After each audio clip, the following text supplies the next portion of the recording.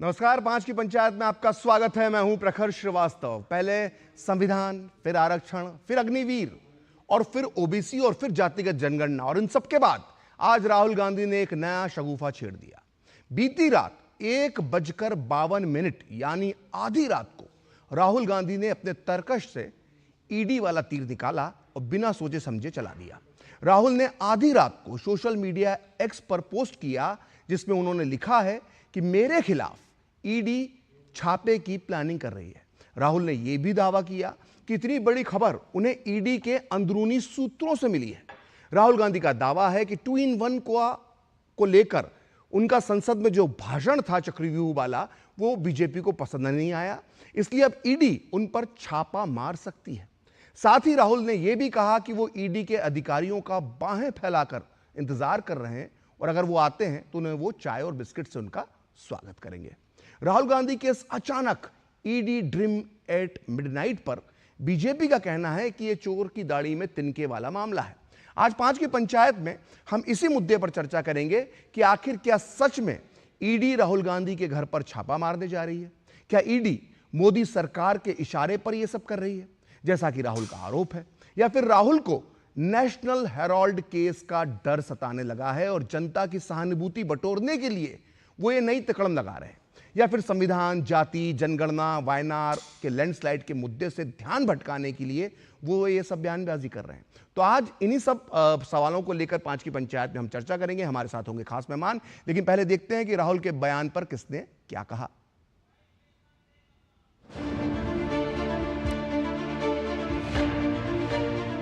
केंद्र सरकार अब उनकी आवाज़ को दबाने की कोशिश करने की एक साजिश रच रही है। उनके हर साजिश से मुकाबला करने के लिए कांग्रेस पार्टी तैयार है। अगर उन्होंने कोई पाप किया होगा तभी उनको संदेह होगा, क्योंकि अगर कोई पाप नहीं करेगा तो कहाँ होगा। हम लोग तो इतना दिन अलग रहे, तो कहाँ हम लोग क्या किसी ने छापा नहीं मारा। राहुल गांधी जी ने जो भी सरकार के खिलाफ आज जोर शोर से अपना आवाज बुलंद कर रहे हैं लोकतंत्र बचाने के लिए, उनके सबके खिलाफ एक साजिश रची जा रही है। जब से कांग्रेस पार्टी की सीटों में वृद्धि हुई है, तब से अतिरिक्त पब्लिसिटी प्राप्त करने के लिए कांग्रेस पार्टी के नेता निरंतर प्रयत्नशील रहते हैं। ये उसी का नतीजा है।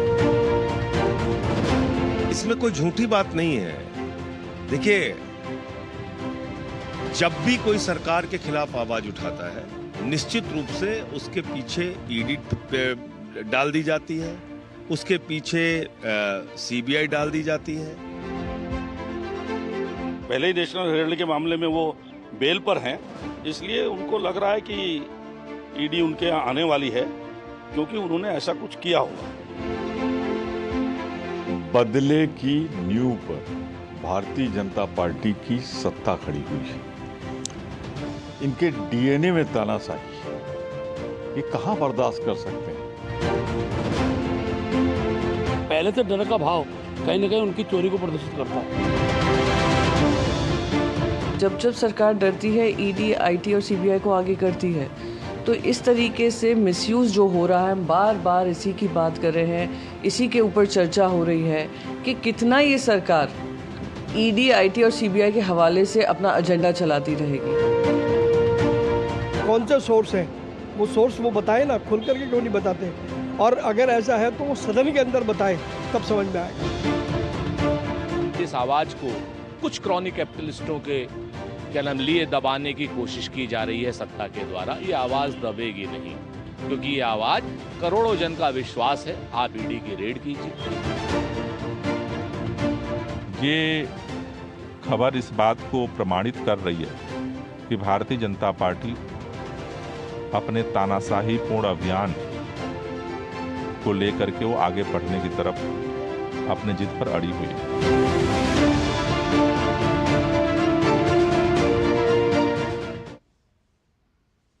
तो राहुल के दावे में कितना है दम? क्योंकि रात 1:52 पर यह जो मैसेज और सोशल मीडिया पे जो पोस्ट किया गया है, कहीं ये मिडनाइट ड्रीम तो नहीं है, या राहुल को लग रहा है सही में ईडी का डर, क्योंकि नेशनल हेराल्ड केस में कई गंभीर मामले उनके ऊपर हैं और वो जमानत पर बाहर हैं।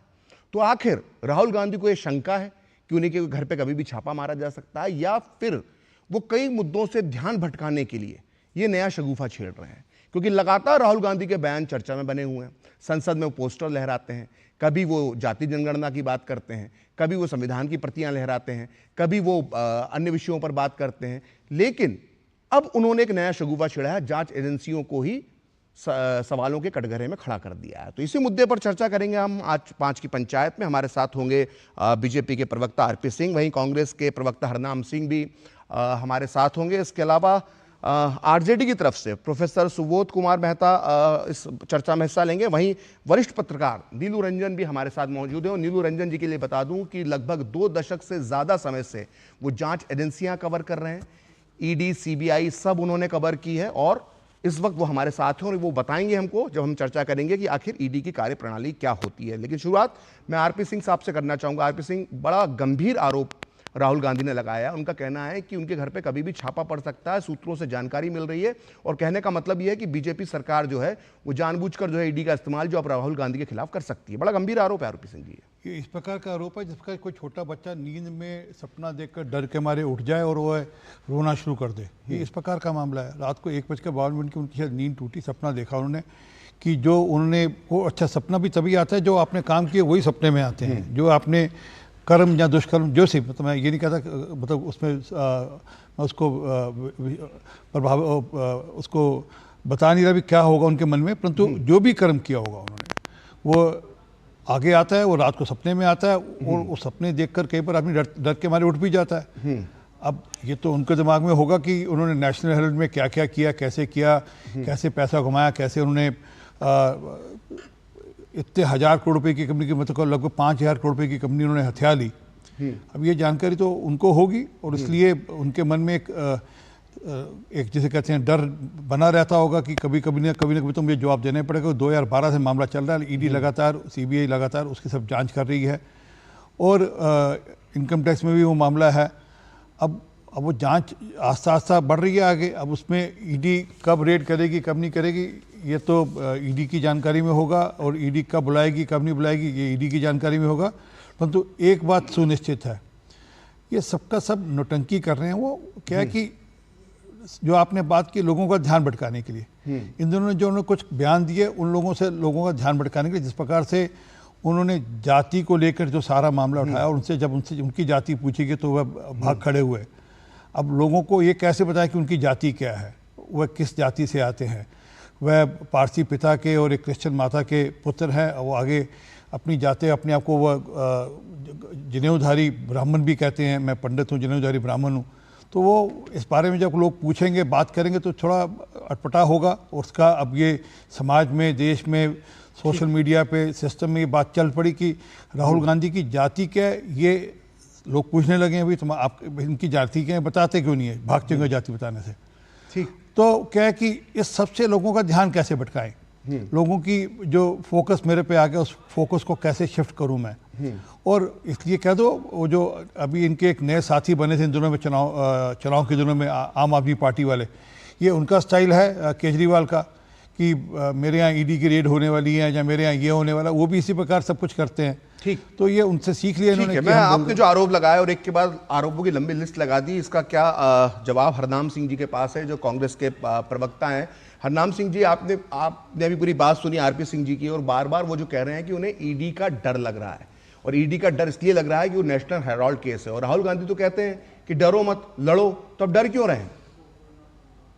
देखिए, राहुल गांधी डर नहीं रहे हैं, राहुल गांधी इस देश की सत्ता को बेनकाब कर रहे हैं। जैसे पिछले 10 सालों में सरकार ने एक तरीके से विपक्षी पार्टियों के खिलाफ साजिश रचने का काम किया, जितनी संवैधानिक संस्था है उनको कहीं ना कहीं इन्होंने दबाने का काम किया, जितने विपक्षी नेता हैं, कांग्रेस चलते चुनाव में कांग्रेस प्रिंसिपल अपोनेंट पार्टी थी, उसके अकाउंट फ्रीज कर दिए गए आईटी का एक केस लगाकर, जो कि 15 साल पुराना केस था। ऐसे ही झारखंड के मुख्यमंत्री को पता नहीं कहां से एक केस निकालकर उसमें लेकर आ गए।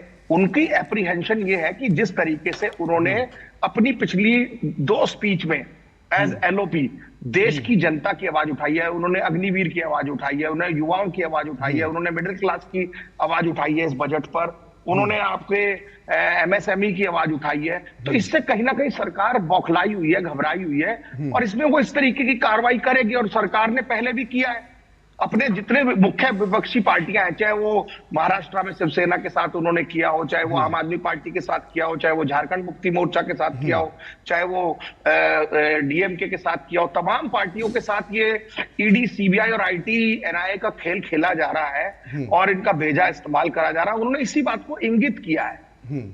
तो आप ये कहना चाह रहे हैं, क्योंकि राहुल गांधी ने साफ साफ बोल दिया, उन्होंने कहा है कि जो चक्रव्यूह वाला भाषण जो उन्होंने संसद में दिया था, उससे डरकर, उससे घबराकर, उससे नाराज होकर एक्शन लिया जा रहा है। क्या लग रहा है कि चक्रव्यूह वाला जिसको राहुल गांधी एक बहुत महान भाषण कांग्रेस उसको कह रही है, क्या उसी की वजह से हो रहा है, एक भाषण की वजह से? नहीं, देखिए वो भाषण नहीं है। चक्रव्यूह की बात जो उन्होंने पूरे देश के सामने रखी है वो एक तरीके से एक्सपोजर है। उन्होंने एक्सपोज किया है कि कैसे इतने बड़े एक देश को, इतने बड़े एक भारत को कुल 6 लोग चला रहे हैं जो अपनी तानाशाही कर रहे हैं। तो उसमें A1 A2 का उन्होंने नाम दिया, क्योंकि संसद में तो उनका नाम नहीं लिया जा सकता था, लेकिन हम टीवी चैनल पर बैठकर बात कर सकते हैं कि दो बड़े कारोबारी व्यापारी जो हैं, अब उनके हाथ में इसमें दिक्कत ये है हरनाम सिंह जी कि ये जो जिस चक्रव्यूह वाले भाषण को, निश्चित तौर पर ठीक भाषण था, अच्छा भाषण था, लेकिन इस भाषण का तोड़ अनुराग ठाकुर ने इस तरह से निकाला कि जो राहुल गांधी ने जो चक्रव्यूह रचा था उसे अकेले अनुराग ठाकुर ने भेद दिया। और ये बात मैं ऐसे ही नहीं कह रहा हूं, मैं निष्पक्ष होकर ये बात कह रहा हूं, क्योंकि 48 घंटे तक अनुराग ठाकुर का जो भाषण था, ऐतिहासिक भाषण उसे माना गया, और 48 घंटे तक वो सोशल मीडिया पर अनुराग ठाकुर ट्रेंड करते रहे। आम लोग जिनकी राजनीति में कम रुचि होती है वो भी अनुराग ठाकुर के भाषण को सुन रहे थे। तो राहुल गांधी ने जो एक अच्छा भाषण चक्रव्यूह के नाम से जो दिया था, उसके जवाब में एक बेहतरीन भाषण अनुराग ठाकुर ने दे दिया था। तो राहुल गांधी जो अभी सहानुभूति बटोरने की कोशिश कर रहे हैं कि वो मेरे भाषण की वजह से, तो मुझे लगता है कि ऐसा नहीं है। लेकिन मैं यहां पर देखिए मैं आपकी बात का जवाब देता हूं, 1 सेकंड 10 सेकंड दीजिए। जी। देखिए मैं समझता हूं कभी कभी कोई नेगेटिव चीज होती है, उसको भी लोग देखते हैं कि क्या उसने कहा है। नहीं, नेगेटिव क्या था? नहीं, नेगेटिव क्या था उस दिन देखिए, आप लोग सोशल मीडिया को देखिए, जब सोशल नहीं हरनाम सिंह जी, इसी विचारधारा से तो लड़ रहे हैं राहुल गांधी कि आप दूसरे की जाति पूछ रहे हैं। तो जाति बता देना, जाति क्यों नहीं बताते अपनी? जाति पूछने का काम बताते जाति। जब पत्रकारों की जाति पूछी, जजों की जाति पूछी, सैनिकों की जाति पूछी, तो अपनी जाति बताने में क्यों शर्म है? आप सीधे बोलिए। शर्म इसलिए है, देखिए ये मैं पहले भी कह चुका हूं हरनाम सिंह जी, शर्म इसलिए है कि वो पारसी हैं, वो हिंदू हैं ही नहीं। राहुल गांधी हिंदू है ही नहीं, और पारसियों की कोई जाति नहीं होती, इसलिए वो जाति छुपाते हैं। मैं बताता हूं, राहुल गांधी की कोई जाति ही नहीं है, और अगर कोई जाति के नाम पर एक धर्म है, उनके नाम पर पारसी है, राहुल गांधी जी के पिता इसलिए वो जाति छुपाते हैं अपनी। साफ साफ सुनिए ना, हम पत्रकारों की जाति पूछते, हम बता रहे हैं राहुल गांधी की जाति क्या है। धर्म है उनका पारसी में होती नहीं है जाति। चलिए, अब ये इस तरह से देश की अगर सरकार जातियां पूछेगी, तो राहुल गांधी किस लिए जाति पूछ रहे थे? राहुल गांधी पत्रकारों से किस लिए जाति पूछ रहे थे? राहुल गांधी सैनिकों से क्यों जाति पूछ रहे थे? राहुल गांधी अग्निवीरों से क्यों जाति पूछ रहे थे? राहुल गांधी देश के न्यायाधीशों से क्यों जाति पूछ रहे थे? राहुल गांधी हर भाषण में क्यों जाति पूछते थे? अपनी जाति पर आई तो फिर बताने से घबरा गए, इसलिए घबरा गए क्योंकि जाति है ही नहीं राहुल गांधी की। राहुल गांधी हिंदू है ही नहीं, कोई भी जनेऊ धारण करने से हिंदू नहीं हो जाता। गोत्र जो होता है वो पिता और दादा से मिलता है। दादा थे फिरोज गांधी, पारसी। चलिए खैर, जाति पर बहस नहीं, बहस चर्चा जो हिंदी पे है। एक छोटी उनका, एक मिनट हरनाम सिंह जी ध्यान दे दूं आपको। उनका पूरा नाम था फिरोज जहांगीर गैंडी। गांधी भी नहीं था, गांधी तो उन्होंने बाद में अडॉप्ट किया था, गैंडी था। नहीं, ये बात सही है। देखिए असल में दिक्कत ये है ना कांग्रेसियों के साथ कि कांग्रेसी जवाहरलाल नेहरू को पढ़ेंगे, मोतीलाल नेहरू को पढ़ेंगे, इंदिरा गांधी को पढ़ेंगे, लेकिन फिरोज गांधी जो एक बहुत बड़े नेता थे, जो ऐसे सांसद थे जो अपनी सरकार से सवाल पूछते थे, उनके बारे में, उनके इतिहास के बारे में आप पढ़ना नहीं चाहते हैं। जो आरपी सिंह कह रहे हैं वो सही बात है, इतिहास आप पढ़ लीजिए ना फिरोज गांधी के बारे में, लेकिन आप पढ़ेंगे नहीं, क्योंकि आपकी सुई तो जो है पूरे जो है वो सिर्फ इंदिरा गांधी तक आके अटक जाती है। हम इतिहास पढ़ेंगे। फिरोज गांधी जेल में रहे हैं इस देश की आजादी के लिए, वो फ्रीडम फाइटर थे। अच्छा चलिए, बहुत अच्छी बात है। आप थोड़ा फिरोज गांधी के बारे में पढ़ लीजिए। फिरोज गांधी आज विषय नहीं है, हम चर्चा नहीं करेंगे, और मैं आपको मुफ्त की सलाह दे रहा हूं, फिरोज गांधी के बारे में पढ़ लीजिए, तो आरपी सिंह साहब ने जो कहा है उसमें कुछ सत्यता आपको भी समझ में आ जाएगी। खैर, मेरे साथ नीलू रंजन जी बहुत देर से हमारी सबकी बात सुन रहे हैं। नीलू रंजन जी, राहुल गांधी ने जो एक आरोप लगाया सीधे सीधे कि ईडी मेरे ऊपर कभी भी छापा मार सकती है, मेरा पहला सवाल इस दावे में कितना दम है? और क्या ईडी के सूत्र, जिसको इतनी बड़ी एजेंसी माना जाता है, जिसके बारे में कहा जाता है कि ये बहुत ही जिसको कहते हैं नीश एलिट एजेंसी है, क्या उसके सूत्र, उसमें काम करने वाले लोग इस तरह के हैं कि वो राहुल गांधी को सारी जानकारी दे देते हैं? नहीं, देखिए, एक तो ईडी बिना किसी बात के किसी पे छापा नहीं मारती है जी। जहां तक मुझे जानकारी है, राहुल गांधी के खिलाफ सिर्फ और सिर्फ हेराल्ड मामला चल रहा है अभी, नेशनल हेराल्ड का, और उसमें भी उनसे पूछताछ हो चुकी है, सोनिया गांधी से पूछताछ हो चुकी है, और मोतीलाल बोरा, मतलब मोतीलाल बोरा तो अब है रहे नहीं, हाँ, अब तो लेकिन जितने भी लोग हैं, पवन बंसल वगैरह कोषाध्यक्ष हैं, सबसे पूछताछ हो चुकी है, और लगभग 800 करोड़ की प्रॉपर्टी भी उसमें अटैच हो चुकी है, जो वहां पे उनके जो एपलेट अथॉरिटी है उसमें उसका मामला चल रहा है, उसमें वो देखें कि वो अटैचमेंट सही है या नहीं है।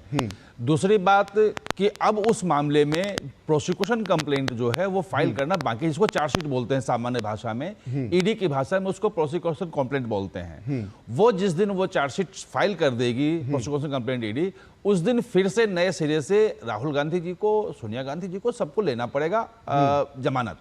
जो जमानत लेनी पड़ी थी इन्हें पटियाला कोर्ट से, जब उन्होंने चार्जेज फ्रेम कर दिए थे कि जो आरोप सुब्रमण्यम स्वामी ने लगाए हैं वो आरोप सही हैं, और वो 10 साल पहले जमानत हुआ था, और वो हाई कोर्ट, सुप्रीम कोर्ट, हर जगह चले गए, और सबने कहा कि जो पटियाला हाउस कोर्ट ने, निचले अदालत ने जो चार्जेज फ्रेम किए वो बिल्कुल सही हैं और गलत तरीके से। ये बताइए कि जो 2022 में जो पूछताछ हुई थी राहुल गांधी से, और वो 5 दिन तक, मेरे हिसाब जहां तक मुझे ध्यान है, करीब 50 घंटे वो पूछताछ चली थी, तो अगर ईडी को गिरफ्तार करना होता या एक्शन लेना होता तो उसी की बात कर सकती थी नीलू जी? नहीं, वो निश्चित रूप से जब गिरफ्तारी की बात तभी होती है जब आप कोई एविडेंस को छुपा सकते हो, जब एविडेंस आप मिटा सकते हो, गवाहों को आप धमका सकते हो। जो मुझे लगता है कि नेशनल हेराल्ड मामले में सारे पेपर बिल्कुल सामने हैं, कब यंग इंडिया बना, कैसे बना, कितने दिए गए, कांग्रेस ने क्या किया, उसमें कितने शेयर होल्डर्स थे, वो सबके कैसे शेयर मार लिए गए, और जो 36% 37% जो है वो सोनिया गांधी, राहुल गांधी के नाम पे, और मोतीलाल बोरा और एक और के नाम पे जो चला गया। आप कहना चाहते हैं नेहरू जी के नाम भी घोटाला हो गया? वो भाई 1937 में बना था, उसमें कितने थे शेयर होल्डर, उन शेयर होल्डर्स के शेयर कहां गए, और ये दो लोगों में कैसे आगे सिमट गए। दर्शकों के लिए रोचक जानकारी होगी, क्योंकि फिरोज गांधी का यहाँ जिक्र चल रहा था, तो ये जो यंग इंडिया वाला जो ये मामला है, इससे फिरोज गांधी भी जुड़े हुए थे। दूसरी बात कि 90 करोड़ रुपए का उसमें लोन दिया गया, कांग्रेस पार्टी ने लोन दिया, और 5 लाख रुपए में एक कंपनी बनाई गई, और उस कंपनी ने 90 करोड़ लोन वाली कंपनी के, जिसके 5,000 करोड़ के एसेट्स हैं, वो खरीद लिया, और उसके बाद कांग्रेस ने वो लोन भी माफ कर दिया। वो लोन लौटाने जो आपने बताया, जो प्रथम दृष्टया जो आपने जो नजर आता है नेशनल हेराल्ड केस में, क्या इस जो राहुल गांधी का रात के 1:52 पर जो ट्वीट है, क्या इसके बैकग्राउंड में नेशनल हेराल्ड की कहानी है, या ये सिर्फ राजनीतिक एक इसको कह सकते हैं कि तिकड़म हो सकती है, या ध्यान भटकाना, या वो जैसे अरविंद केजरीवाल वगैरह ने पहले से किया था कि नहीं हमें हमारी गिरफ्तारी हो सकती है, वो लगातार 8-9 महीने से कर रहे थे, क्या वही टैक्टिक्स है, क्या है ये? देखिए, है क्या कि जो पूरा लोकसभा का इलेक्शन हुआ, वो इलेक्शन 3 बिंदुओं पे विपक्ष ने लड़ा। एक तो केंद्रीय एजेंसियों का दुरुपयोग, जो बड़े जोर शोर से उठाया। दूसरा, उन्होंने कहा कि संविधान बदल देंगे, आरक्षण खत्म कर देंगे, जाति जनगणना, ये इनके मुद्दे थे जी। ठीक है, तो जाति जनगणना वाला मुद्दा जब राहुल गांधी की जाति पूछी गई, उसके बाद मुझे लगता है कि बैकफुट पे कांग्रेस आई है कहीं ना कहीं से, और उस मुद्दे को बहुत ज्यादा ले जाना नहीं चाहती है।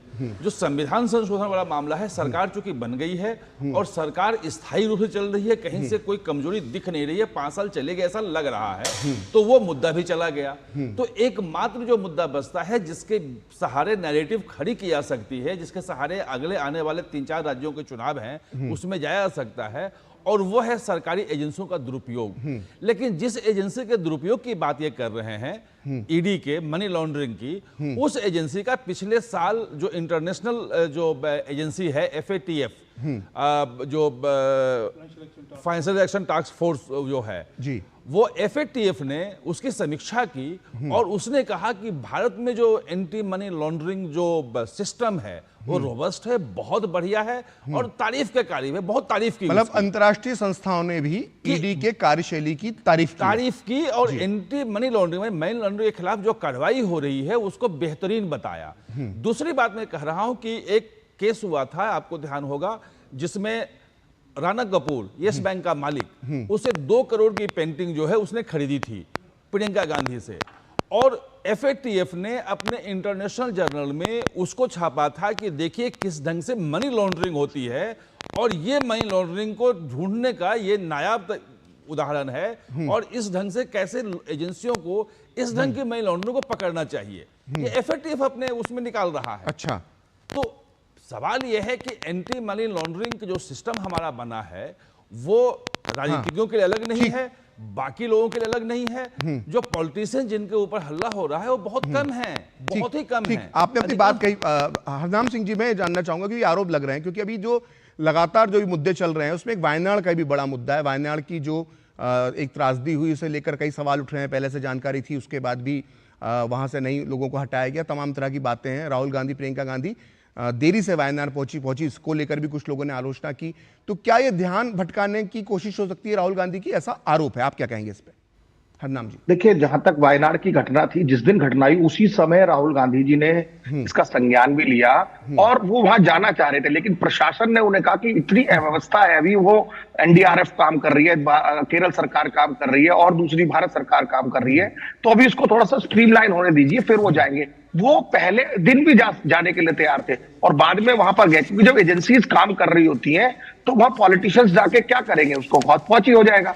तो और राहुल गांधी जी ने पहले दिन ही अपनी संवेदना वहां पर प्रकट की है। कांग्रेस के तमाम केरल यूनिट के कार्यकर्ता जितनी मदद वहां वायनाड के लोगों की कर सकते हैं वो कर रहे हैं। ये एक तरह आपदा है जिसमें कि सभी को मेरे हिसाब से राजनीति से ऊपर उठकर काम करना चाहिए। आपको थोड़ा सा बीच में रोक रहा हूं। आपने कहा कि प्रशासन ने मना करा, उन्होंने राहुल गांधी का जो बयान था उसमें यह था कि उनको वहां पर उतरने की अनुमति नहीं मिल रही है, मौसम खराब है इसलिए वो नहीं गए। लेकिन कई ऐसे रास्ते थे, कोझिकोड के थ्रू, त्रिवेंद्रम के थ्रू, कई आसपास हवाई अड्डे थे, वहां से भी वो वायनाड जा सकते थे। देखा, हमने देखा है ना हाथरस में किस तरह से राहुल गांधी और अन्य लोग, कांग्रेस के नेता पहुंच जाते थे। तो अपने संसदीय क्षेत्र में तो जा ही सकते हो। हाथरस और वायनाड को आप ऐसे मैच नहीं कर सकते कि वायनाड में एक आपदा, मतलब वायनाड के चंद्रमा पे और वहां पर एनडीआरएफ काम कर रही है, वायनाड के चंद्रमा पे है, वायनाड के अफ्रीका में है, वायनाड के दक्षिण अमेरिका में, वायनाड। अरे तो भाई साहब, तो वहां पर सर जब एजेंसीज काम कर रही है उसको जाकर डिस्टर्बेंस करेंगे, लोगों को राहत मिलनी चाहिए। बोल रहा हूं जो राहुल गांधी ने कहा, मैं तो वो कह रहा हूं, जिस स्पीड से भट्टा परसोल में जो व्यक्ति राहुल गांधी का, अरे सुनिए ना, राहुल गांधी के जो राजनीतिक करियर का जो टर्निंग पॉइंट है उसको भट्टा परसोल माना जाता है। भट्टा परसोल में आपको याद होगा किस तरह से बाइक पर पीछे बैठकर वो गांव पहुंच गए थे। तो मुझे लगता है वायनाड जाया जा सकता था और यही आरोप इसलिए लग रहे हैं कि ये जब विवाद हुआ इसको लेकर तो राहुल बचने की कोशिश कर रहे हैं। तो जातिगत जनगणना को लेकर जो उनके दाव, जो उनकी जाति पूछे जाने लग गई, उसको लेकर भी ये आरोप लग रहे हैं कि इसलिए ध्यान भटकाने के लिए कर रहे हैं। कोई ध्यान भटकाने का काम नहीं है। जातिगत जनगणना हमने पहले भी कहा है, अभी भी कहा है, आगे भी कह रहे हैं। जिस वक्त इंडिया गठबंधन की सरकार बनेगी, और ये सरकार 5 साल पूरा नहीं करेगी, मैं अपने वरिष्ठ पत्रकार महोदय जो हमारे पैनल में बैठेगी, 5 साल सरकार चलेगी, अभी आप इसको देखिएगा, जिस वक्त भी इंडिया गठबंधन की सरकार बनेगी सबसे पहला काम जातिगत जनगणना ही करेंगे। और कल के सुप्रीम कोर्ट के जजमेंट के बाद तो मैं कहता हूं सरकार को ये करना ही पड़ेगा। सरकार ने कल SC/ST के जो इसको वर्गीकरण की बात की है, उसे आप कैसे आइडेंटिफाई करेंगे लोगों को कि उसमें A and B कैटेगरी बनाई जाएगी? वो जातिगत जनगणना ही करनी पड़ेगी ना आपको उसमें कि किसका आर्थिक आधार, शैक्षणिक आधार, पारिवारिक आधार किस तरीके से है। ठीक है, अब हम वापस ईडी के विषय पर। एक जातिगत जनगणना हरनाम जी आपने कर्नाटका में कराई थी, आपकी डिप्टी सीएम उसको क्यों नहीं पब्लिक लेकर आते, क्यों रोका हुआ उन्होंने? आपने सर्वे, जनगणना ने सर्वे कराया था माफिया, तो आप क्यों नहीं उसको पब्लिक करते? क्या डर है? आपके डिप्टी सीएम को क्या डर है वहां पर, बताइए ना। मेरा चैलेंज से बात करिए। सुनिए हरनाम जी, एक मिनट रुकिए, अगले सुनिए ना, मैं आपको चैलेंज देता हूं, 1 हफ्ते बाद दोबारा डिबेट में आ जाता हूं। 1 हफ्ते के अंदर अंदर आपने जो जातिगत सर्वे वहां कराया है उसको पब्लिक करा दीजिए अपने डिप्टी सीएम और सीएम को कहकर। मेरा चैलेंज से पार कर लीजिए। अरे क्या कि आप लोग सिर्फ दिखावे के लिए, समाज को बांटने के लिए इस प्रकार की बात कर रहे हैं। चलिए, सच ये है, मैं अभी फिर बोल रहा हूं, वो पारसी दादा के और उनकी जो माता है वो क्रिश्चियन है, ये सबको जानकारी है। और आपने कहा कि फिरोज जहांगीर गांधी की आप बहुत चिंता करते हैं। अभी फिरोज जहांगीर गांधी जी का 12 सितंबर को जन्मदिन आएगा। मैं देखूंगा राहुल गांधी जी के यहाँ से कोई ट्वीट आता नहीं आता, या कांग्रेस के कितने नेता उनको आरपी सिंह जी, अब तो आपने बोल दिया, मुद्दा बन गया, अब हो सकता है कि आ भी जाए, लेकिन मेरा सवाल चैलेंज है, ये नहीं करेंगे, मुद्दे के बाद नहीं करेंगे, ये चैलेंज स्वीकार करेंगे। 12 सितंबर को हम देख लेंगे। मेरा देखिए, मैं आप थोड़ा विषय पर हम वापस आ जाए, हम ईडी पर बात कर रहे हैं जो बात है, और आरपी सिंह जी, गंभीर आरोप बीजेपी सरकार पर है, और यह आरोप कोई आज का नहीं, अकेली कांग्रेस नहीं लगा रही है, मीडिया ने भी इसको उठाया है, और तमाम विपक्षी पार्टियां कांग्रेस समेत आरोप लगाती हैं कि ईडी के दुरुपयोग होता है।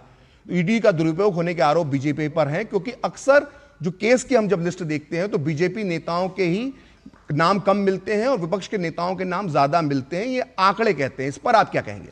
देखिए, पहली बात समझिए, ये जो पॉलिटिकल केसेस हैं कुल मिलाकर 5% केसेस हैं, 95% केसेस ब्यूरोक्रेट्स और बिजनेसमैन के ऊपर हैं ईडी के।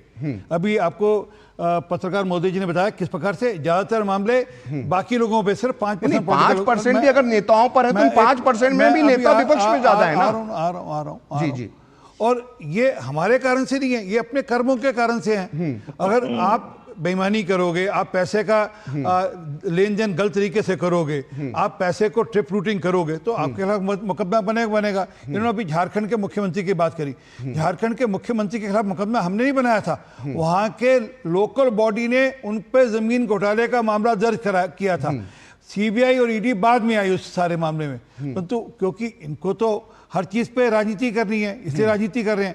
ये जो राहुल गांधी और सोनिया गांधी, जिसको लेकर इनको रात को सपना आ जाता है, 1:52 पर ये उठ जाते हैं, ये मामला हमारे समय का नहीं है, ये 2012 का मामला है। अब उस पर जांच हो रही है, उस जांच पे जो कार्रवाई होगी उसको ऊपर फिर ये राजनीति कर रहे हैं। इसी प्रकार इनका एक साथी जिसको लेकर चुप रह गए, ये शायद आजकल उनके साथ इनकी बन नहीं रही, अरविंद केजरीवाल को।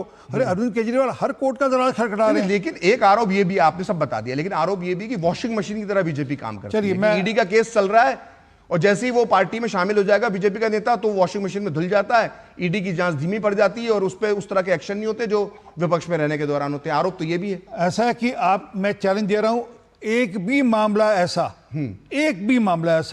जिसपे ईडी ने वापस लिया हुआ मामला, जहां ईडी ने जांच रोक दी हो, अब बता दीजिए, मैं उस पे कार्रवाई की बात कर लूंगा। परंतु जो सोर्स है, अरे रुकिए नाम जी, रुकिए ना, नाम जी रुकिए, एक मिनट रुकिए, नाम जी बात करिए, बोलने जी, मैं आपके पास ही आऊंगा। नाम जी, आपकी बारे मैंने ठोका नहीं आपको, ठीक है नाम जी। और अच्छी बात बताता हूँ, आपको लगता है कि कहीं दिक्कत है, आप बढ़िया से बढ़िया अभिषेक मनु सिंघवी जैसा वकील करिए। हमारे लोगों के खिलाफ जो आपको लगता है कि मुकदमा चलना चाहिए, रोक दिया गया, मुकदमा लड़ाइए। मैं इस चैनल पे कह रहा हूं कि उसकी फीस सारी मैं भरूंगा। अगर मुकदमा जीत गए आप और उसके खिलाफ कार्रवाई हो गई, फीस मेरे जिम्मे, हार गए तो दुगने आप दे देना। समझे क्या कि बिना निराधार आरोप लगाना आसान है। आपके पास कुछ तथ्य हैं, आप कोर्ट जाइए, कोर्ट से फैसला लीजिए। अरविंद केजरीवाल वाले मामले में कोर्ट नहीं दे रहा ना बेल, हाँ झारखंड वाले मामले में दे दी बेल, तो ये कोर्ट के फैसले हैं, ईडी कानूनी कार्रवाई है। अब कानूनी कार्रवाई में आप राजनीति लाएंगे तो लाएंगे, अब उसका कोई हमारे पास समाधान नहीं है उस बात का। ठीक है आरपी सिंह जी, मैं आपको यहाँ पे रोकूंगा। हरनाम जी, मैं आपके पास भी आऊंगा। और गंभीर सवाल अब यहाँ पर उत्पन्न होता है कि क्या ईडी का दुरुपयोग होता है, जो आरोप विपक्ष लगाता है, लेकिन बीजेपी कहती है कि ईडी अपना स्वतंत्र रूप से काम कर रही है। सच क्या है हम जानेंगे ब्रेक के बाद नीलू रंजन जी से। फिलहाल 5 की पंचायत में लेते हैं एक छोटा सा ब्रेक। तड़के वाली, भोली भाली, मेहनत वाली, असली तड़के वाली, ये तो बड़ी समझदार, बड़ी होशियार, MDH के सही टेस्ट का असली taste, MDH ginger garlic paste.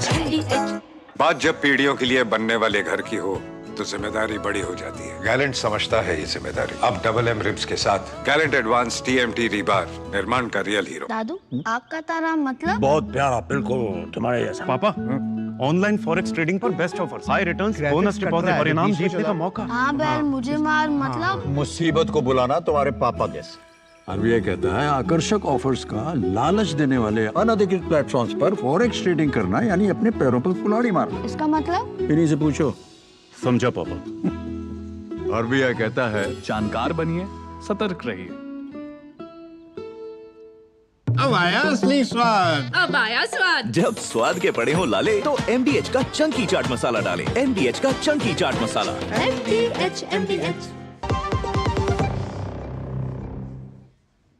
तो तो 5 की पंचायत में एक बार फिर आपका स्वागत है और हम चर्चा कर रहे हैं राहुल गांधी के ट्वीट की, जो उन्होंने रात को 1:52 पे किया और साफ साफ उसमें लिख दिया है कि ईडी कभी भी मेरे ऊपर छापा मार सकती है, इसकी प्लानिंग बन चुकी है और वो ईडी का स्वागत जो है वो चाय और बिस्किट से करेंगे। लेकिन ब्रेक से पहले नीलू जी, जो चर्चा हम बात कर रहे थे बीजेपी प्रवक्ता से और कांग्रेस के प्रवक्ता से, जो बहुत बार बार इसकी चर्चा हुई है, 2024 के चुनाव में बहुत चर्चा हुई है कि ईडी जो है वो सिर्फ चुन चुनकर विपक्षी नेताओं पर एक्शन लेती है। नंबर 1 सवाल ये। नंबर 2 सवाल ये है, जो विपक्ष आरोप लगाता है कि जिस व्यक्ति की जांच चल रही होती है, राजनीतिक व्यक्ति की जांच ईडी कर रही होती है, जब वो बीजेपी में शामिल हो जाता है तो जांच या तो धीमी हो जाती है या केस बंद हो जाता है। आप सिलसिलेवार तरीके से विस्तार से नीलू जी बताइए कि इस दावे में, किसके दावे में सच्चाई है, किसके दावे में दम नहीं है। देखिए, पहले ये समझना पड़ेगा लोगों को कि ईडी और सीबीआई कैसे काम करती है, उसकी फंक्शनिंग का तरीका क्या है। जब तक वो नहीं जानेंगे तो सिर्फ नैरेटिव खड़ा करने के लिए जो आरोप लगाए जाते हैं उसी पे चल पड़ते ही चीजें। सीबीआई के विपक्ष की इतने राज्य हैं, सभी ने जनरल कंसेंट वापस ले लिया है, यानी कि सीबीआई वहां किसी के खिलाफ कोई जांच शुरू नहीं कर सकती है। और वैसे भी सीबीआई का जो अपना कानून है, नियम है, उसमें स्टेट का वो जरूरी है, कंसेंट जरूरी है, तभी वो कोई जांच ले सकती है। लेकिन 2 मामले आते हैं, या तो हाई कोर्ट या सुप्रीम कोर्ट कहे तो सीबीआई जांच कर सकती है, उसमें स्टेट का कहीं कोई रोल नहीं है। जो पश्चिम बंगाल के मामले आपको दिख रहे हैं, जो आपको महाराष्ट्र के मामले दिख रहे हैं और विपक्ष के नेताओं के मामले दिख रहे हैं जो सीबीआई जांच कर रही है, उसमें सभी मामले हाई कोर्ट या सुप्रीम कोर्ट ने दिए हैं और उनके मॉनिटरिंग में जांच हो रही है, यानी कि वो केंद्र सरकार ने नहीं दिए हैं। सिर्फ जो दिल्ली जो है मामला, जो आबकारी नीति घोटाला है, वो मामला चूंकि सीधे सीबीआई के जुडिक्शन में आता है, इसलिए वो जांच कर रही है। और रेलवे का जो घोटाला है, तो जो तेजस्वी का जो है मामला, वो जॉब फॉर स्कैम वाला, जॉब फॉर लैंड स्कैम, तो उसकी जांच जो है वो सेंटर ने दिया है। बस 2 चीजें अपनी तरफ से हो रही है, अब आप समझना पड़ेगा। तो और ईडी सेकेंडरी जांच एजेंसी है, ईडी अपने आप में कोई जांच शुरू नहीं कर सकती जब तक कोई एफआईआर ना हो। जो झारखंड में माइनिंग का बड़ा घोटाला हुआ, जिसमें बहुत नजदीकी लोग जो हैं वहां के मुख्यमंत्री के फंसे, वहां के सेक्रेटरी फंसे, सब अरेस्ट हुए, जेल में हैं, उसमें 150 एफआईआर झारखंड पुलिस की है। जिस मामले में जो पेपर लीक घोटाला जो था राजस्थान का, जिसमें अशोक गहलोत के मंत्री फंस रहे हैं, बाकी लोग जा रहे हैं, अशोक गहलोत तक बात आ रही है, वो एफआईआर राजस्थान पुलिस की है और उनके मुख्यमंत्री रहते हुए एफआईआर दर्ज हुई थी। तो वो एफआईआर दर्ज कैसे हुई? और जो लैंड फॉर जॉब स्कैम में जो जांच हो रही है, उसमें आश्चर्य आपको होगा, मतलब अगर ये मनी लॉन्ड्रिंग नहीं है तो सचमुच में फिर कुछ मनी लॉन्ड्रिंग हो नहीं सकता। 150 करोड़ का मकान है न्यू फ्रेंड्स कॉलोनी का, जिसमें तेजस्वी यादव रहते हैं, बिल्कुल सबको साफ है। वो मकान खरीदा कितने में गया था? कुछ लाखों में, 4 लाख में। अगर 150 करोड़ की प्रॉपर्टी 4 लाख में खरीद लेना, अगर मनी लॉन्ड्रिंग नहीं है, तो फिर मनी लॉन्ड्रिंग क्या हो सकता है? ये नंगी आंखों से देखी जाने वाली चीजें हैं। उसके बाद भी अगर आरोप लग जाए कि भाई, एक और आरोप लगा कि केवल 3% से कम 0.3% मामले में ईडी को, मतलब जो आरोप लगाती है उसमें सजा होता है। हकीकत यह है कि जितने मामलों में ईडी में कोर्ट ने सजा सुनाई है, ईडी के मामलों में 95% से एवं मामलों में जो आरोपी हैं वो दोषी पाए गए हैं, उनको सजा हुई है। मतलब आप ये कहना चाहते हैं कि ईडी के जो अभी तक केस जिन पर फैसला आ चुका है, उनमें 95% केसेस बिल्कुल आरोपियों को सजा मिली है। और यही मापने का तरीका है। तो क्या ये होता है कि हम, जो हमारी सबकी नजर, जो मीडिया की नजर भी है, वो सिर्फ राजनीतिक मामलों पे लगी रहती है कि भाई ये नेता है, ये नेता है, लेकिन जो दूसरे केसेस में सजा मिल रही है। दूसरी बात, ये कानून एक बार और समझ लीजिए कि अगर ईडी और सीबीआई ने एफआईआर दर्ज कर लिया या प्रोसिक्यूशन कर ईसीआई दर्ज कर लिया, तो एक बार दर्ज करना उनकी प्रॉपर्टी है, उनके अधिकार में है, कोई केस ले लिया। लेकिन जैसे एफआईआर दर्ज होती है तो वो स्पेशल कोर्ट में चली जाती है, फिर वो कोर्ट की प्रॉपर्टी है। अपने मन से सीबीआई का एक हिस्सा और था जो आपने, जो मैं पूछना चाह रहा हूं, जो कभी कांग्रेस प्रवक्ता हरनाम जी ने भी कहा कि ये आरोप लगना कि जो व्यक्ति बीजेपी में, जब विपक्ष में था, उस पर जब ईडी की जांच थी, लेकिन जब वो बीजेपी में गया या बीजेपी के साथ या एनडीए गठबंधन में वो चला गया, तो जांच धीमी हो गई या वो केस बंद कर दिया गया। ये जो ईडी पर आरोप लगता है, उसके बारे में आप क्या कहेंगे? मैं वही कह रहा हूं आपको कि जब तक ईडी ने चार्जशीट फाइल नहीं की है, तब तक तो वो क्लोजर रिपोर्ट लगा भी सकती है। लेकिन जिस मामले में ईडी ने चार्जशीट फाइल कर दी है, प्रोसिक्यूशन कंप्लेंट फाइल कर दिया कोर्ट में, उसमें तो कोर्ट की प्रॉपर्टी है वो। एक बार अरविंद केजरीवाल अगर गिरफ्तार हो गए, गिरफ्तारी का फैसला ईडी का है कि मुझे करना है, लेकिन एक बार गिरफ्तार हो गए तो वो जेल में रहेंगे या बाहर जाएंगे, ये फैसला तो कोर्ट को करना है। आप बहुत अच्छी तरह से जो है पाठशाला में जो शिक्षक बताता है ऐसे बता रहे हैं, तो मैं हरनाम जी से अगर मन में कोई संशय है अब इस मुद्दे को लेकर तो वो नीलू जी से पूछ सकते हैं। हरनाम जी, आप अगर कोई सवाल नीलू रंजन जी से पूछना चाहते हैं तो बिल्कुल आजाद हैं आप। मैं नीलू जी से एक सवाल करना चाहता हूं, जो आप बड़े डिफाइन कर रहे हैं ईडी को। आप ये बताइए कि ईडी के केस जारी चल रहा है, उसमें चार्जशीट भी पेश कर दी और आप कह रहे हो कि वो अंडर सब जुडियस मैटर है, तो उसमें ईडी क्या करेगा? मैं बताता हूं उसमें किस तरीके से ईडी या और एजेंसीज जो है वो मैं पॉलिटिकल केसेस की बात कर रहा हूं आपको, कि जितने पॉलिटिकल केसेस विपक्ष पर लगाए जाते हैं वो कहीं ना कहीं पॉलिटिसाइज्ड केसेस होते हैं, जो कि सरकार के कहने पर लगाए जाते हैं। या जैसे अभी प्रफुल्ल पटेल का केस है, या अजीत पवार का केस है, या अशोक चौहान के केस है, वो इतने भारी भरकम केसेस चल रहे थे जिस वक्त खुद स्वयं प्रधानमंत्री साहब चुनाव में कह रहे थे कि वो जेल चले जाएंगे, हजारों करोड़ के केस है, सैकड़ों करोड़ के केस है। जैसे ही वो आगे उन केसेस की चर्चा बंद होगी, ठीक, आपका सवाल जो संक्षेप में रखिए हरनाम जी। अच्छा, मैं सवाल ये रखना चाहता हूं इनसे कि जब जो एजेंसीज होती है, चाहे वो सीबीआई हो, चाहे इनकम टैक्स हो, चाहे वो ईडी हो, जब वो कोर्ट्स में अगर चार्जशीट पेश कर दी जाए तो वो एजेंसीज जो है उस तरीके की उनका विरोध नहीं करती, उनकी गिरफ्तारी का या उनको पनिशमेंट का, वो कहीं ना कहीं अपने को दबा लेती है सरकार के इशारे पर। जो आप कह रहे हैं कि सर ईडी इस तरीके से उसमें कुछ नहीं कर सकती, आपको लगता है? देखिए मेरा पक्षपातपूर्ण कर सकती है। नहीं, मैं समझ गया। ठीक है हरनाम जी, आर्गुमेंट आप सिर्फ ये दे रहे हैं कि आर्गुमेंट में वो कमजोर होती है, कम आर्गुमेंट रखती है, कमजोर आर्गुमेंट करती है। लेकिन जो सबूत कोर्ट के सामने है, उस सबूत को कैसे वापस ले सकती कोई एजेंसी कि मेरे सबूत नहीं है? वो तो कोर्ट फैसला करेगा। और आरुषि तलवार मर्डर केस में सीबीआई ने क्लोजर रिपोर्ट लगाई थी, जिसको कोर्ट ने कहा कि ये क्लोजर रिपोर्ट नहीं है, इसके आधार पे उनके माता पिता पे पूरी ट्रायल चली और सजा हुई, बाद में हाईकोर्ट से बरी हुए। तो कोर्ट अगर चाहे, जगदीश चाइटलर के मामले में कोर्ट ने किया, तो ये जो प्रॉपर्टी कोर्ट की हो जाती है, लेकिन उसमें कई टेक्निकल इशू होते हैं जिसको मैं मानता हूं। जैसे लालू प्रसाद यादव को आय से अधिक संपत्ति मामले में सजा हो गई, सीबीआई ने कहा कि हम जाना चाहते हैं हाई कोर्ट, और सरकार ने, केंद्र सरकार से परमिशन चाहिए थी, उस वक्त यूपी की सरकार आ गई थी, उसने कहा नहीं जाने देंगे। बिहार में नीतीश की सरकार आ गई थी, नीतीश ने कहा कि मैं जाना चाहता हूं सुप्रीम कोर्ट, इसको चैलेंज करने के लिए हाई कोर्ट जाना चाहता हूं। तो सीबीआई सुप्रीम कोर्ट चली गई, क्योंकि सरकार बदल गई थी, कि नहीं बिहार सरकार सुप्रीम मतलब हाई कोर्ट नहीं जा सकती, चैलेंज नहीं कर सकती है, और उनके पक्ष में फैसला हुआ। तो ये जो टेक्निकल जो फैसले होते हैं सरकार के, दूसरे लेवल पे होते हैं जहां डिसीजन होता है, लेकिन ट्रायल कोर्ट में जज जो है सुप्रीम है। अगर आप सब कहते हैं कि सब मिले हुए हैं जी, जो कहा जाता है, तो अलग मुद्दा है। ठीक है, तो हमारे साथ थोड़ी देर से जानकारी जोड़ दूं। जी मैं वापस रिपीट करता हूं, राहुल गांधी और सोनिया गांधी के खिलाफ जो मुकदमा है वो 2012 का दर्ज है। हमारी सरकार 2014 मई में आई थी।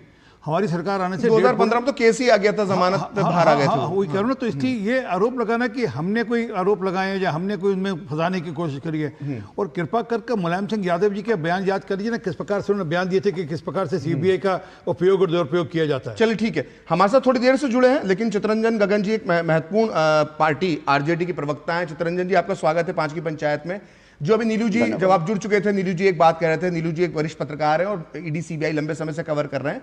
जो उन्होंने बात की मनी लॉन्ड्रिंग केस की, जो नौकरी की, जमीन के बदले नौकरी वाला जो केस चल रहा है, तो उसमें जो न्यू फ्रेंड्स कॉलोनी के बंगले का हवाला दिया गया, जो 4 लाख में खरीदा गया, कीमत 150 करोड़ रुपए।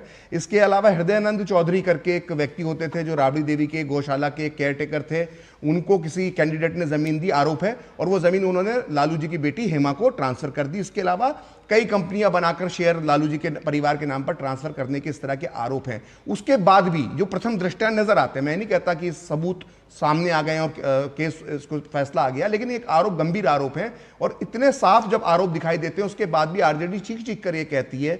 2024 के चुनाव के पहले हम देख रहे थे तेजस्वी के बयान को, वो चीख चीख कर कहते हैं कि ईडी का दुरुपयोग हो रहा है। आप क्या कहेंगे इस बारे में? देखिए, अब ईडी ने क्या कहा नहीं कहा, इसकी कोई प्रमाणिकता नहीं है। अभी जो पत्रकार कर रहे थे, विश्लेषण कर रहे थे कि हाँ साहब, फ्रेंड्स कॉलोनी में वह मकान है, इतना में लिया गया, इतना उसका वैल्यूएशन अभी है, ये कह रहे हैं। लेकिन इसका स्रोत क्या है? कभी ईडी ने कभी इस ढंग से ऑफिशियली कोई ब्रीफ जारी किया? नहीं किया। ईडी के सूत्र के अनुसार जो है तो वहां से खबरें लीक होती है। अब जैसे ईडी ने ही कहा था गुड़गांव के एक मॉल के बारे में कि यह मॉल जो है सो तेजस्वी यादव का है, इतना कई हजार करोड़ का क्या का उसका बताया था कि इतना का जो है सो मॉल है। बाद में जब उस मॉल का हम लोगों ने दरियाफ्त किया तो वह मॉल एक भाजपा नेता का निकला, जिसका उद्घाटन जो है खट्टर साहब जब उस समय मुख्यमंत्री थे उन्होंने उद्घाटन किया। अब लोगों के बीच में अब चला गया मैसेज कि साहब एक बहुत बड़ा मॉल तेजस्वी यादव के नाम पर है। तो इस ढंग से एक माहौल बनाया जाता है। जैसे कभी आप केजरीवाल साहब का मामला लीजिए, एक नया पैसा, ईडी का क्या काम है?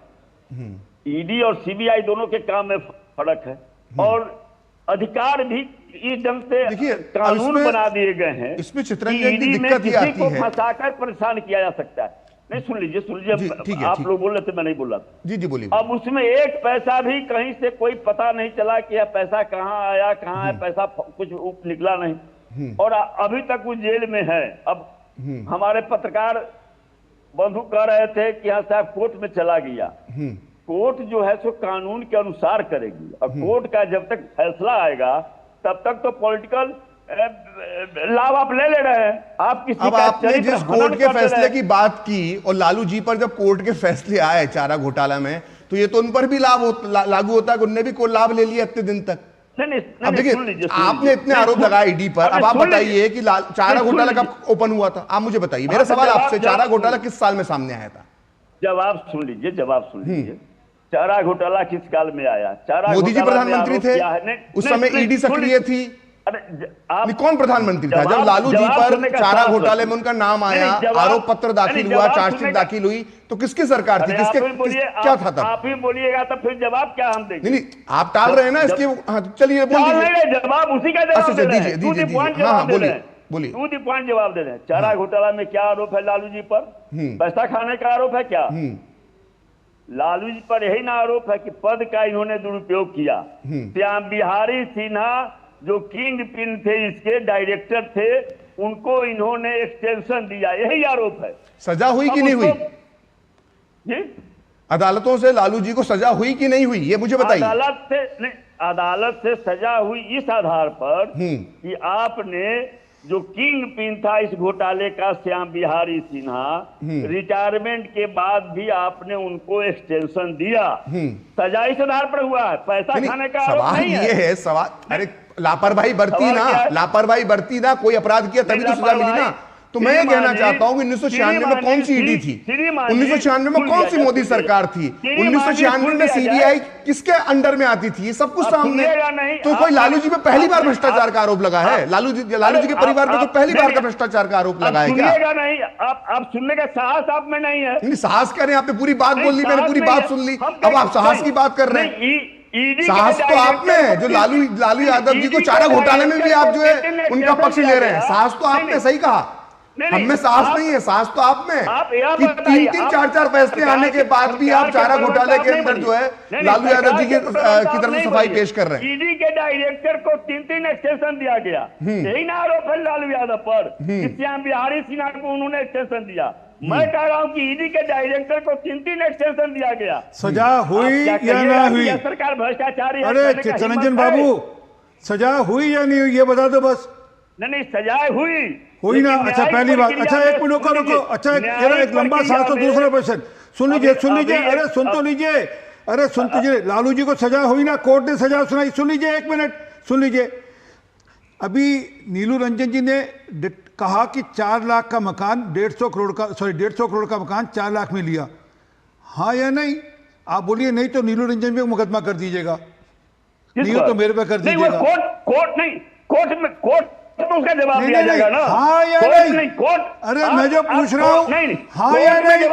उत्तर हाँ या नहीं कि 4 लाख में 150 करोड़ का मकान लिया नहीं लिया? बंद कर दीजिए, ये कैसा मामला है साहब? अच्छा चलिए, आप उत्तर देंगे नहीं भाग जाएंगे। अच्छा, ऐसा ही प्रश्न मेरा हरनाम जी से है कि 5 लाख रुपए में कितने हजार करोड़ रुपए की कंपनी का कब्जा कर ली? इसी प्रकार के सब मामले हैं साहब। अरे सुनिए, भाजपा के मित्र हमारे सुनिए फिर से, अगर यह है तो आपके प्रधानमंत्री जी पर तो इतने घोटाले हैं, प्रधानमंत्री केयर फंड कोई सूत्र नहीं। सर कृपा कर कर कोर्ट जाइए ना, कृपा कर कर कोर्ट जाइए, कोर्ट से कोई फैसला लेकर आइए। ये तो ओपन ऐसे हवा में तीर में चलाइए, हवा में तीर में चलाइए। अभी नीलू रंजन जी ने बड़ी स्पष्टता से कहा कि 4 लाख की कंपनी ने 150 करोड़ का मकान ले लिया।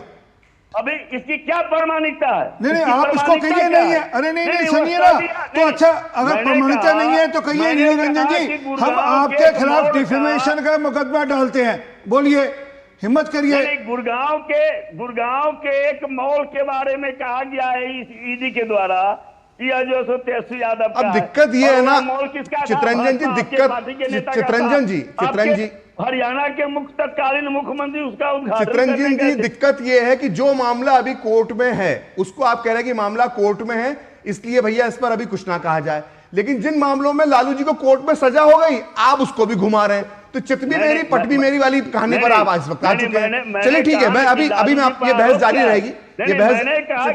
चित्रंजन जी ब्रेक का वक्त हो रहा है, ब्रेक का वक्त हो रहा है, मैं आपके पास आऊंगा, मुझे ब्रेक लेने दीजिए, मुझे एक ब्रेक लेने दीजिए, ब्रेक के बाद मैं आपके पास आऊंगा और ब्रेक के बाद भी 5 की पंचायत में चर्चा जारी रहेगी। बढ़िया है, प्राकृतिक हल्दी मिर्ची धनिया नहीं, मिर्ची धनिया हल्दी MDH। बात जब पीढ़ियों के लिए बनने वाले घर की हो तो जिम्मेदारी बड़ी हो जाती है। गैलेंट समझता है ये जिम्मेदारी। अब डबल M रिब्स के साथ गैलेंट एडवांस TMT रीबार, निर्माण का रियल हीरो।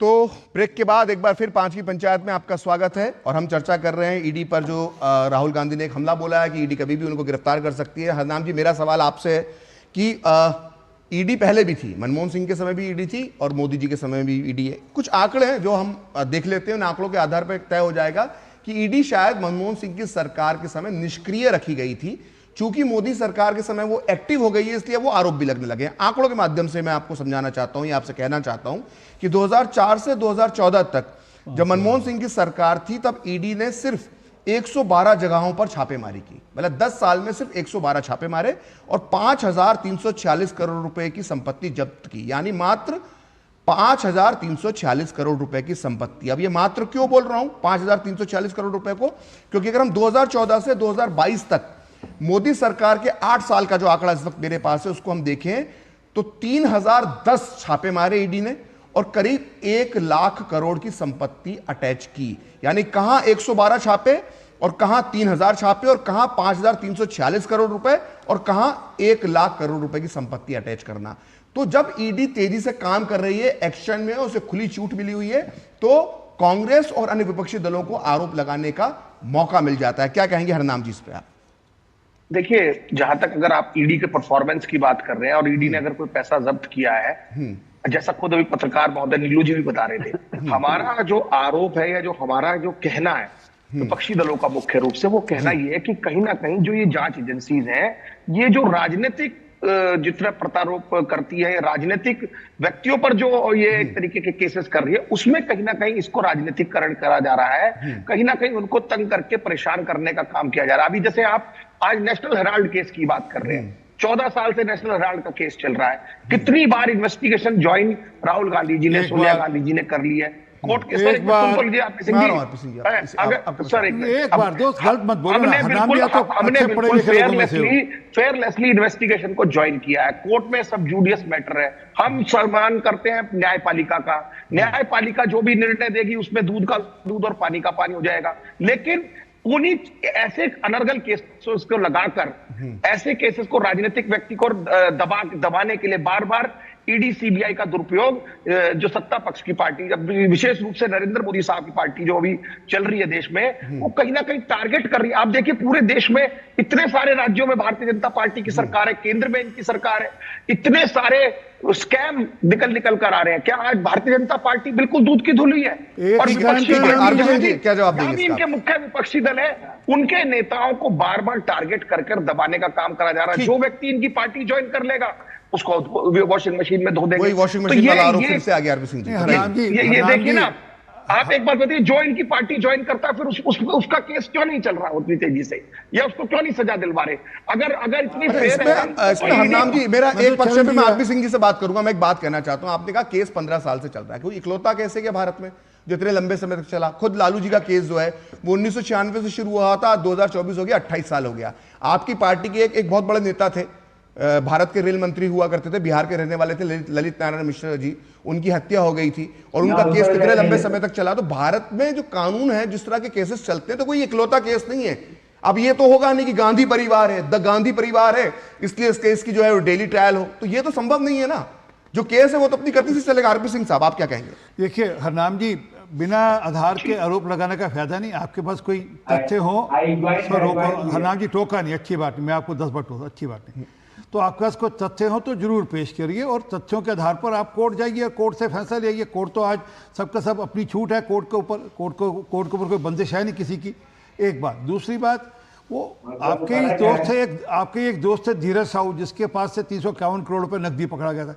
ऐसे तमाम लोग हैं जिनके यहाँ से नकदी पकड़ी गई है। अब बोलो जी नहीं वो तो विपक्ष का आदमी था इसलिए नहीं हुआ। जब अरे जिसके नकदी पकड़ी जा रही है, एक मंत्री थे ममता बनर्जी के सरकार में, उनके किसी एक मित्र के घर पे हजारों करोड़ रुपए की नकदी पकड़ी गई थी। तो इस प्रकार के मामले तो लगातार चल रहे हैं और जहां इस प्रकार के मामले होंगे वहां ईडी एक्शन लेगी। और मैं वापस रिपीट करता हूं, मुलायम सिंह यादव जी का बयान याद रखना चाहिए, जब उन्होंने कहा था कि हमें सीबीआई के दबाव के चलते हुए हमको समर्थन देना पड़ा। एक मिनट हरनाम जी, हमको सीबीआई बोल रहे हो कहीं बाहर से, मैं नहीं बोल रहा हूं। तो सीबीआई के बारे में बोलते थे वो। तो दिक्कत यह है कि आज सीबीआई ईडी को खुली छूट है, वह जैसे चाहे जिसको चाहे, जो लोग भ्रष्टाचार में लिप्त है उनके खिलाफ कार्रवाई करे, सख्त से सख्त कार्रवाई करे। कोई भाजपा और कांग्रेस का मामला, जहाँ आरजेडी का मामला नहीं है, ना पक्ष न विपक्ष का मामला है। अगर आपके पास तथ्य हो, मेरा चैलेंज स्वीकार करिए, जो मैंने कहा था, आप कोर्ट जाइए, या अन्यथा तथ्य के ऊपर प्रेस कॉन्फ्रेंस कर उसको जारी करिए। ठीक है, मैं यहां पर एक छोटा सा ब्रेक लूंगा और ब्रेक के बाद नीलू जी से मैं जानना चाहूंगा कि जो मामला सामने आ रहा है, ईडी जो एक्टिव हो गई है और मनमोहन सिंह जी के समय एक्टिव थी या नहीं थी और अभी ज्यादा एक्टिव है, क्या इसी वजह से ये आरोप और प्रत्यारोप चल रहे हैं? इस विषय पर बात करेंगे एक छोटे से ब्रेक के बाद। देखते रहिए 5 की पंचायत। आपके घर के खाने में रेस्टोरेंट जैसा स्वाद ले आए MDH का शाही पनीर मसाला। पनीर को क्या मस्त बना डाला। बात जब पीढ़ियों के लिए बनने वाले घर की हो तो जिम्मेदारी बड़ी हो जाती है। गैलेंट समझता है ये जिम्मेदारी। अब डबल M रिब्स के साथ गैलेंट एडवांस TMT रीबार, निर्माण का रियल हीरो।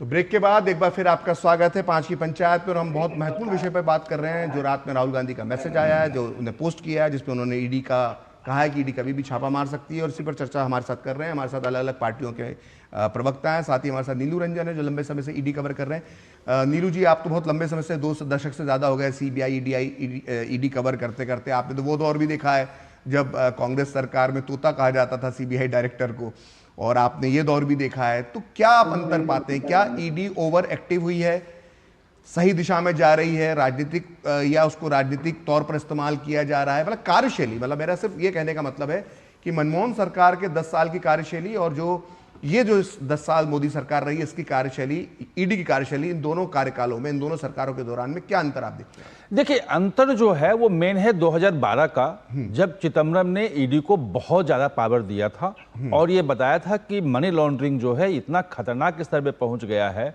उससे टेरर फंडिंग हो रही है, नक्सली फंडिंग हो रही है और स्मगलिंग का पैसा जा रहा है। मैं एक बार फिर से उसको रिपीट करना चाहूंगा, अगर आपने बहुत गंभीर बात की। मतलब 2012 में तत्कालीन सरकार के वित्त मंत्री जो थे पी चिदम्बरम, उन्होंने ईडी को पावर दिए, बहुत पावर दी थी। कांग्रेस सरकार के, थोड़ा स्पष्ट कीजिए। कांग्रेस सरकार 12 में दिया था जी, और उसी के बाद यही नहीं, उस वक्त जो ईडी का जो पूरा टोटल स्ट्रेंथ था वो लगभग 600 कर्मचारियों का था, 550 का, जिसमें आधी पद खाली थे और उसकी संख्या बढ़ा के लगभग 2200 कर दी थी। 2200 पद सृजित कर दिए थे वहां पे, लगभग 1700-1800 एक्स्ट्रा। और ये कहा था कि ये सब भरे जाए, देश में जो मनी लॉन्ड्रिंग है इसके खिलाफ एक पूरा तंत्र खड़ा होना चाहिए उसे लड़ने के लिए। और इसीलिए जब उसी मनी लॉन्ड्रिंग में चिदम्बरम खुद फंसे, उनके बेटे कार्ति चिदम्बरम फंसे, तो लगभग 1 दर्जन जो लोग थे जो मतलब मनी लॉन्ड्रिंग केस में फंसे, वो सुप्रीम कोर्ट गए थे और जो ईडी को इतना पावर मिला हुआ मनी लॉन्ड्रिंग में, उसको कम करने की मांग की थी।